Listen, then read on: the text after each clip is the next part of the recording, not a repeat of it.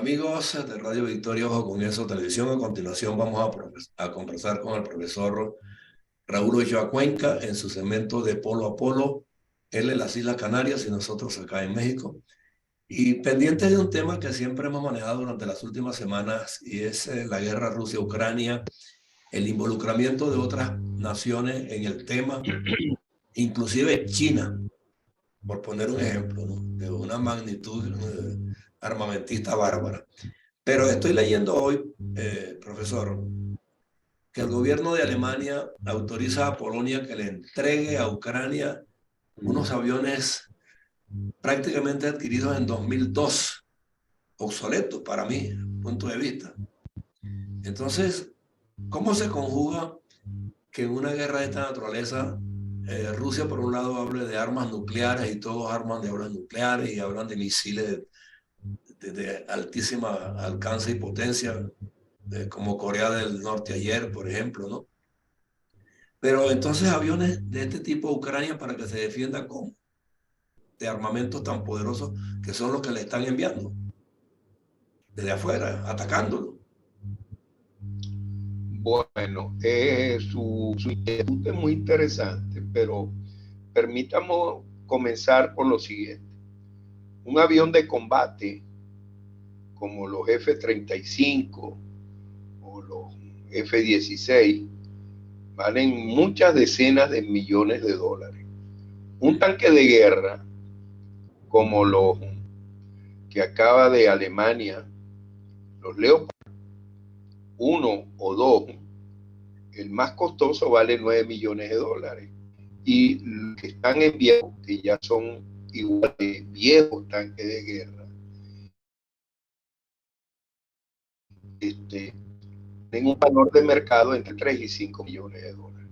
Por una parte, hay un factor en cuanto al valor de estos armamentos muy importante. La diferencia entre un avión y un tanque de guerra pueden ser 10 veces más lo que cuesta un avión de guerra ya usado, además, no solo nuevo, por una parte. Y por otra parte, la reticencia de los alemanes es que ellos plantean que el hecho de que estos dos países, Polonia y Eslovaquia, no, tres países, porque Bulgaria hace un par de días también se mostró dispuesta a enviarle unas escuadrillas que tiene. Pero es que esto tiene una explicación. Estos países, como Polonia, Eslovaquia y Bulgaria, son parte hoy día de la NATO, de la OTAN. ¿No?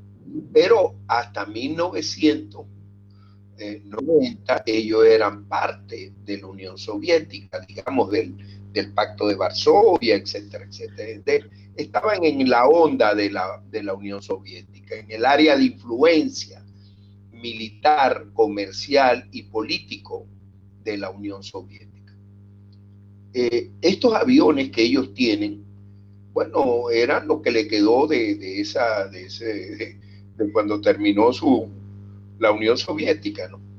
Bueno, comenzaron por MiG-21, muchos de esos son MiG-23, y los que actualmente utiliza Rusia en su guerra contra Ucrania son los llamados MiG-29, que son unos aviones no de última generación, pero bastante avanzados.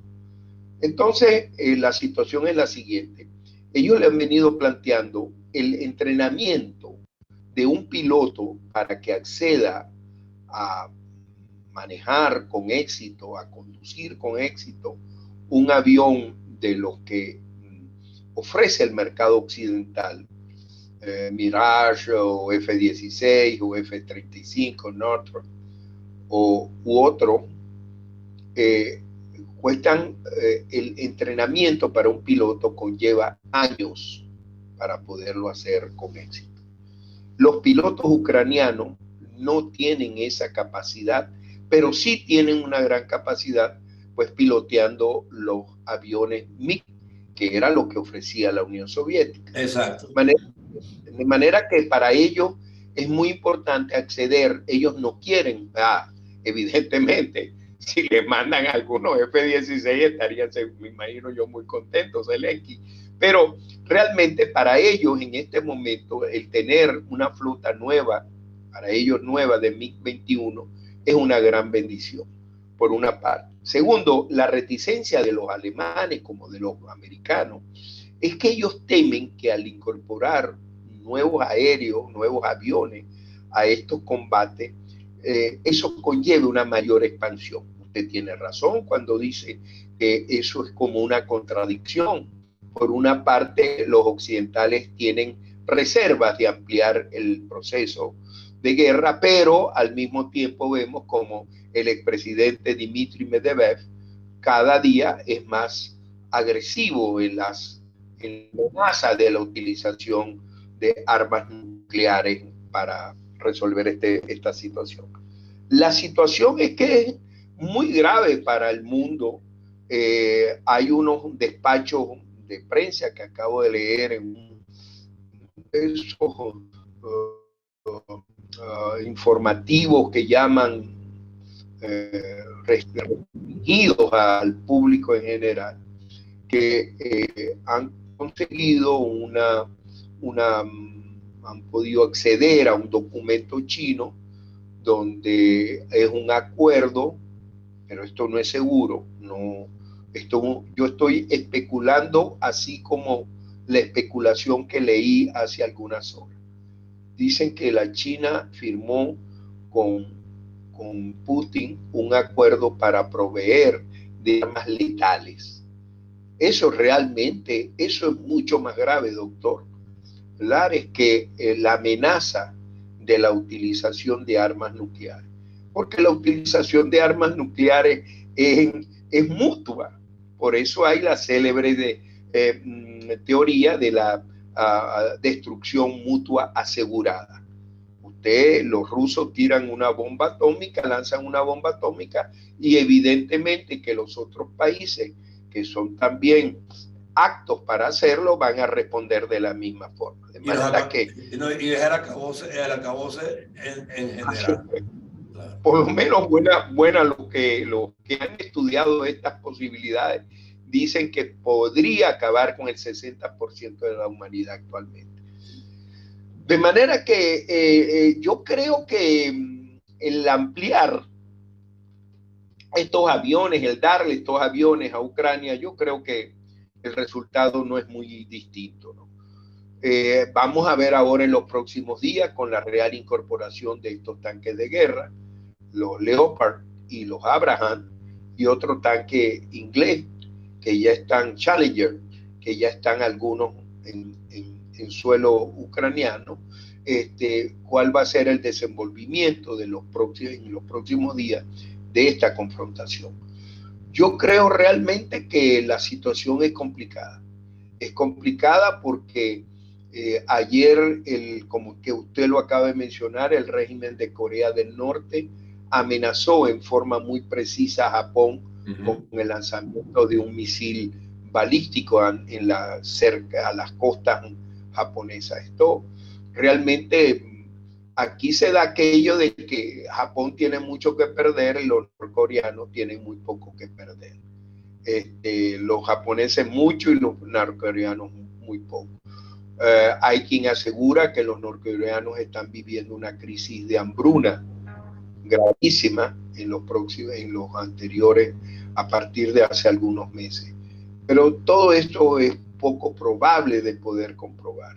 Y quién sabe si esto fuese verdad, pudiera ser un motivo para estos últimos movimientos de gran agresividad que estamos viendo en el régimen dictatorial comunista de Corea del Norte. De manera que, como hemos dicho en otras oportunidades, doctor, yo lo que sí veo es que la posibilidad de que esta confrontación se extienda es cada día más real.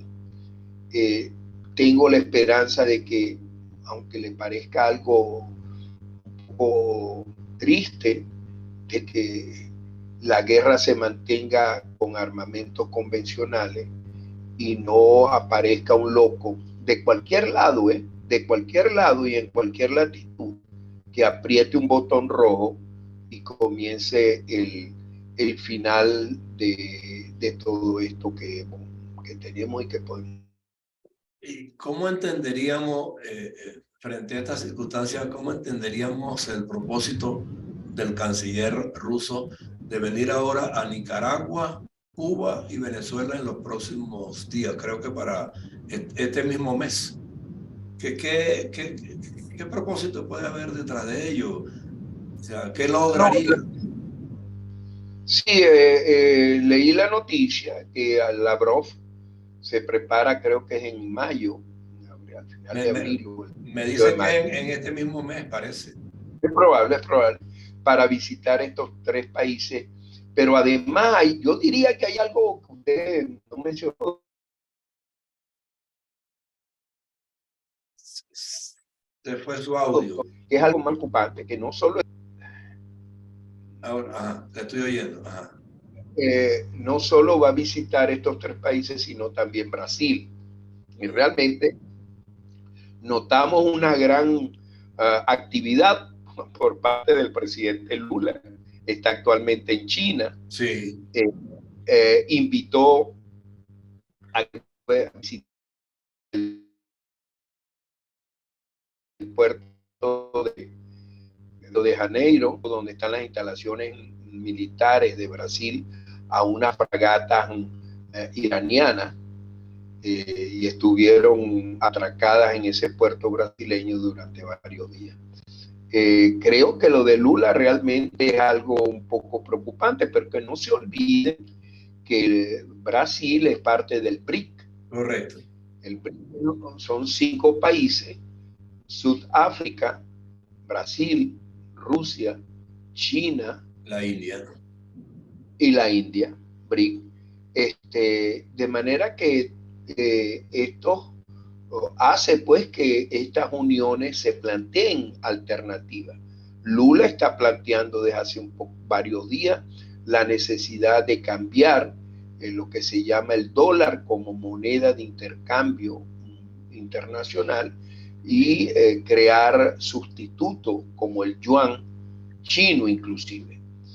Bueno, yo creo que eso realmente es una ilusión, pero Brasil es un país muy importante, India es un país muy importante, Rusia es un país muy importante, no obstante que Rusia es un país que vive una profunda crisis, pero a eso no podemos olvidar que es riquísimo en materias primas, sí, y estratégicas como el petróleo, como el gas, como las materias energéticas. De manera que lo que sí creo es que el mundo está, digamos, un poco cada día más, digamos, más activo en este tipo de confrontaciones. La entrada de Lula o de Brasil a mí me es preocupante porque es un vecino de Venezuela. No obstante que ha sido muy crítico con Maduro. Ha sido muy crítico con Maduro, pero no de ahora, aún siendo en el periodo de que la presidente era Dilma, también criticó en forma bastante agria a Maduro. Yo creo que el mundo, como es normal que sea, se mueven intereses, se mueven actitudes, se mueven ideas, se mueven nuevas fórmulas. En fin, yo creo que ese movimiento de Lula, yo creo que es normal en una sociedad que está buscando encontrarse y que está buscando que su población mejore las condiciones que muchas veces en esa favela hay una gran pobreza. De manera que... Y en China, no se diga, es mayor. Bueno, y no solo en China las áreas campesinas realmente no tienen mucho acceso a la riqueza que podemos ver en Beijing, o en Taiwán, o en otras grandes ciudades como Cantón o como Shanghái, etc. De manera que, volviendo al inicio,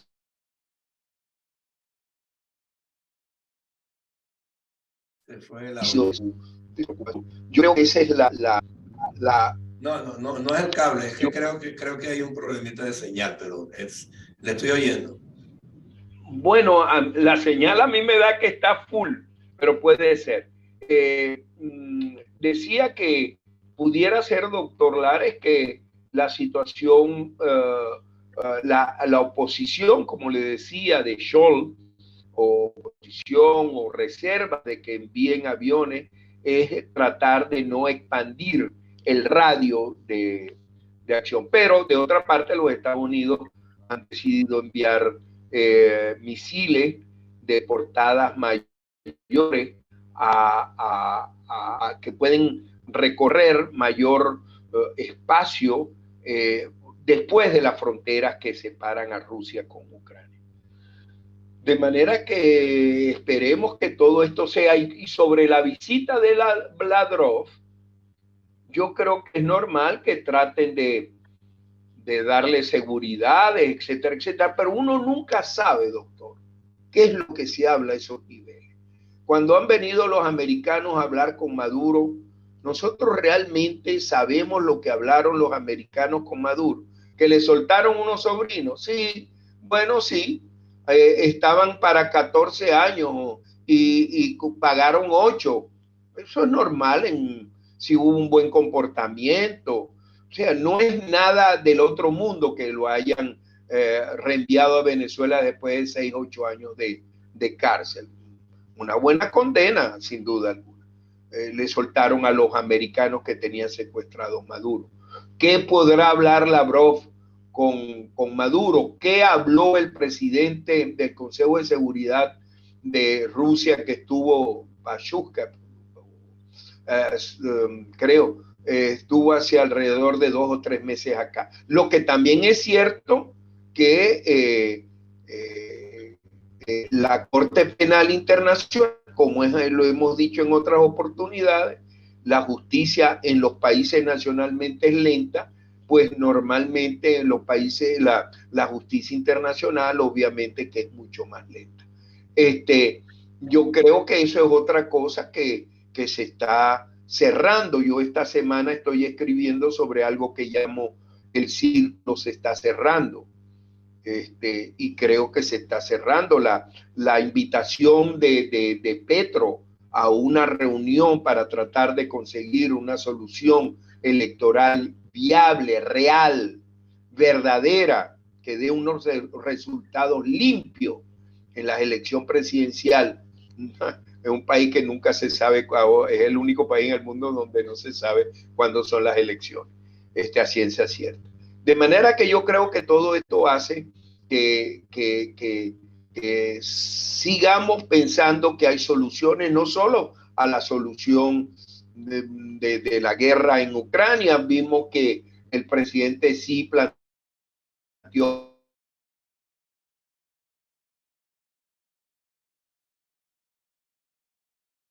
fue el audio de nuevo. A beneficio de su socio, la Federación Rusa. No nos olvidemos que la frontera terrestre entre Rusia y China es de muchos miles de kilómetros. Claro. De manera que decir que la China no va a ayudar a Rusia en ciertos momentos, yo creo que es un poco iluso. Yo creo que ahí se está generando, así como la OTAN se ha ido reafirmando la unión entre los países miembros de la NATO, de la OTAN, es posible, desafortunadamente, que la unión entre Rusia y China también se esté fortaleciendo. Pero yo creo que todo esto, al haber mucho más participación de muchos más países en la confrontación, creo que aunque parezca paradoxal, va a llevar el alejamiento de la utilización de armamento nuclear. En vez de acercarla, creo que lo aleja, porque al estar inmersos en esta confrontación tantos países, pues ya no sería entre los Estados Unidos y Rusia. Habrían infinidad de participantes y si un país del occidente puede agredir a Rusia, también puede agredir a otros países del mundo que pudieran interpretarse como aliados de Rusia. De manera que yo creo que la ampliación, y eso es una idea muy personal, por favor, de la ampliación, de la inclusión de muchos países, no acerca el peligro nuclear, sino que lo aleja. Espero no equivocarme. Bueno, lo mismo esperamos nosotros, pero de todos modos, pues vamos a estar atentos porque son demasiados eventos en simultáneo, unos más graves que otros. Algunos parece que tienen corte diplomático y acercamiento, otros son de negocio, de la procura de materiales estratégicos. Eso de Sí. Brasil a mí me llama mucho la atención porque allí hay de verdad enormidad de reservas en varios minerales que hoy día son indispensables en los cambios científicos y tecnológicos. Y estos países lo andan buscando como de lugar. Así es. Y el que llega primero supuestamente pega 2 veces. Pero bueno, vamos a esperar para la semana que viene a ver si se decanta o se acentúa la problemática. Por último, para terminar la idea de la visita, el comentario que me hizo sobre la visita del canciller ruso a estos 4 países, realmente yo creo que a Nicaragua un saludo a la bandera, no tendría por qué. Ahí no hay nada que buscar, ahí no hay nada que buscar. Y no ayuda tampoco a la imagen de Rusia en el mundo entero al ir a visitar algo que está realmente un poco desenfrenado, en posiciones realmente un poco absurdas. Absurdas y como de disturbios mentales. La visita a Cuba, bueno, es normal, pero quién sabe si le va a recordar la factura que tienen, que le van a recordar, pero esa la irán a pagar. Que no pagaron nunca. Esa la van a pagar en el espacio. Y lo otro, visitar a Venezuela, realmente yo no sé, y ahí es donde yo le quería decir un minuto, yo no sé realmente, no estoy seguro que sea una visita de solidaridad de Rusia con Maduro. No, ahí hay muchas deudas pendientes también, impagables. Pero no sé, yo creo que es más razones políticas. Yo creo que Maduro realmente ya no es bienvenido para ninguno de los que anteriormente eran sus aliados. Muchas gracias. Ok, perfecto. Bueno, esperemos que así sea. La semana que viene lo evaluaremos. Gracias. Bien, amigo. Doctor, muchas gracias. Buenas tardes. Hemos terminado así nuestro de polo a polo con el profesor Raúl Ochoa Cuenca a través de Radio Victoria Ojo con esa televisión en esta nuestra alianza ibérica con Benamérica y con la Escuela de Gobernanza de Miami Franklin. Hasta la próxima.